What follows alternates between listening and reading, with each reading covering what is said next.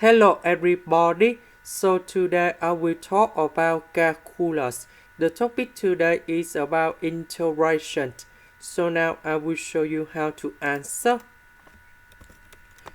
The integration of e to the power of s, you keep about same e to the power of s and we put about c.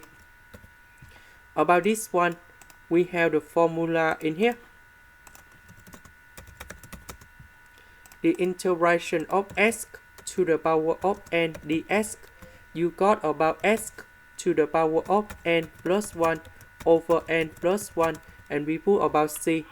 So s in here, that's about s to the power of number 1. So n represent about number 1.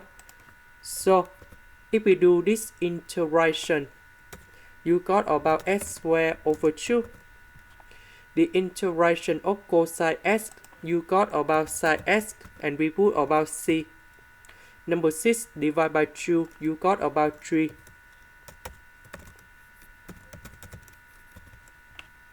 And this is the final answer. This is the end.